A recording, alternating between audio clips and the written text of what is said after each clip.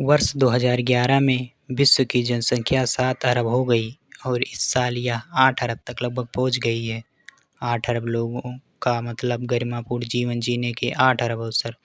सीमित संसाधनों के बीच 8 अरब लोगों को विकास की समुचित अवसर उपलब्ध कराना और उपलब्ध सुविधाओं की मुहैया कराना अपने आप में एक चुनौती है।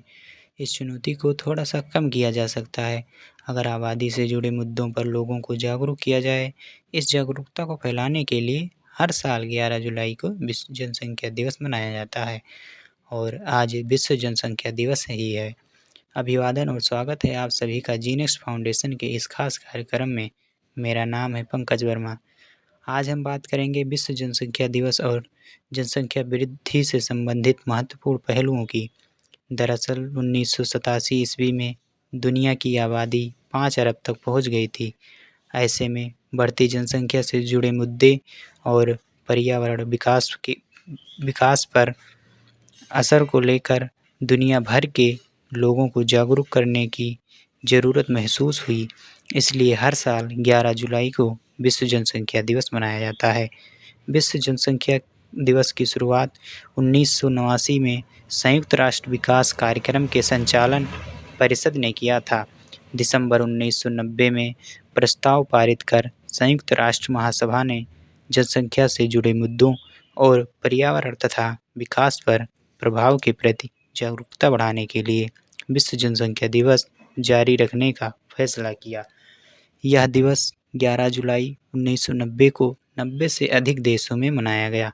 विश्व जनसंख्या दिवस 2023 की थीम है 8 अरब का संसार, सबके लिए समायोजी भविष्य की ओर, अवसरों का लाभ उठाना और सबके अधिकार सुनिश्चित करना। जीव विज्ञान में विशेष प्रजाति के अंतःजीव प्रजनन के संग्रह को जनसंख्या कहते हैं। समाजशास्त्र में जनसंख्या को मनुष्यों के संग्रह के रूप में परिभाषित किया गया है। किसी क्षेत्र में किसी समय के किसी निश्चित अवधि के दौरान वहाँ बसे लोगों की संख्या में बदलाव होता रहता है। इसे ही जनसंख्या वृद्धि या जनसंख्या परिवर्तन कहा जाता है। यह धनात्मक भी हो सकता है और ऋणात्मक भी। United nation population fund (UNPF) के मुताबिक दुनिया की कुल आबादी लगभग 8 अरब है। बात अगर भारत देश की करें तो जनगणना 2011 की आंकड़ों के मुताबिक इसकी जनसंख्या बढ़कर 121.07 करोड़ से भी ज़्यादा हो चुकी है। यह आंकड़े 2011 से संबंधित हैं, जबकि 2023 चल रहा है, तो जाहिर है अब परिदृश्य काफ़ी बदल चुका होगा। इसके अलावा जनसंख्या वृद्धि संबंधित आंकड़ों पर नज़र रखने वाली वेबसाइट वर्ल्ड मैटर के अनुसार 2021 में भारत की जनसंख्या लगभग 139 करोड़ हो चुकी थी। इन आंकड़ों से साफ है कि भारत में जनसंख्या अभी भी एक बड़ी समस्या बनी हुई है।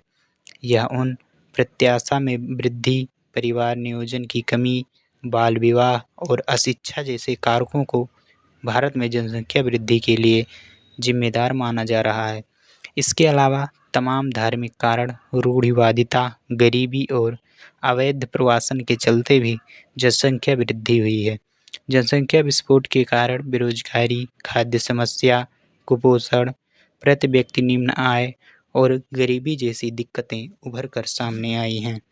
साथ ही बचत और पूंजी निर्माण में कमी, अनुपयोगी सेवाओं पर अधिक खर्च, अपराध, पलायन और शहरी समस्याओं में वृद्धि जैसे दूसरी समस्या भी पैदा हुई हैं।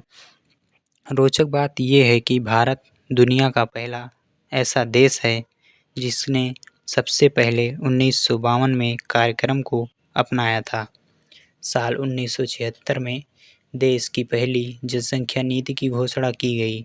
बाद में 1981 में इस जनसंख्या नीति में कुछ संशोधन भी किए गए। इसके बाद फरवरी 2000 में सरकार ने राष्ट्रीय जनसंख्या नीति 2000 की घोषणा की। इस जनसंख्या नीति का प्रमुख मकसद प्रजनन तथा शिशु स्वास्थ्य की देखभाल के लिए बेहतर सेवा तंत्र की स्थापना तथा गर्भ निरोधकों और स्वास्थ्य सुविधाओं की बुनियादी ढांचों की ज़रूरत पूरी करना है। इसका दीर्घकालीन लक्ष्य जनसंख्या में साल 2045 तक स्थायित्व को प्राप्त करना है। मई 2000 में प्रधानमंत्री की अध्यक्षता में एक राष्ट्रीय जनसंख्या आयोग का गठन किया गया। आयोग राष्ट्रीय जनसंख्या नीति को क्रियान्वयन की समीक्षा करने और इससे जुड़े कार्यक्रमों की योजना बनाने का काम करता है। इस आयोग के अंतर्गत राष्ट्रीय जनसंख्या स्थिरता कोष की भी स्थापना की गई। बाद में इस कोष को स्वास्थ्य कल्याण विभाग के अंतर्गत स्थानांतरित कर दिया गया। गौरतलब है कि आबादी पर काबू पाने के लिहाज से देश में साल भर 1986 से काहिरा मॉडल लागू है। इसके तहत आबादी को घटाने के लिए आम जनता पर किसी भी प्रकार का कोई दबाव नहीं डाला जाता, बल्कि शिक्षा के जरिए उनमें छोटे परिवार के प्रति एहसास जगाया जाता है। जनसंख्या वृद्धि से निपटने के लिए परिवार नियोजन कार्यक्रम, गर्भ निरोधक दवाइयाँ तक पहुँच और परिवार नियोजन सेवाओं के लिए कुशल कर्मियों की बढ़ोतरी जैसे कदम सरकार द्वारा उठाए जा रहे हैं। जनसंख्या नीतियों और तमाम दूसरे उपायों के कारण प्रजनन दर में कमी तो आई है, लेकिन ये अभी भी दूसरे देशों के मुकाबले बहुत ज़्यादा है। ध्यान दीजिएगा कि अगर जनसंख्या वृद्धि को एक अलग नज़रिए से देखा जाए तो ये भारत जैसे देश के लिए बहुत ही कारगर भी साबित हो सकता है। जनसांख्यिकी लाभांश, मानव संसाधन में बढ़ोतरी, शक्तिशाली सेना और एक बड़ी बाजार को जनसंख्या के फायदे के रूप में देखा जा सकता है। इसका यह मतलब नहीं कि जनसंख्या की बेतहाशा वृद्धि को सही ठहराया जाए, लेकिन जो जनसंख्या है उसका प्रोडक्टिव एंगेजमेंट होना ज़रूरी होता है। इसमें सबसे अहम भूमिका सरकार की होती है, लेकिन आम जनता के कंधों पर भी ये जिम्मेदारी होती है। धन्यवाद।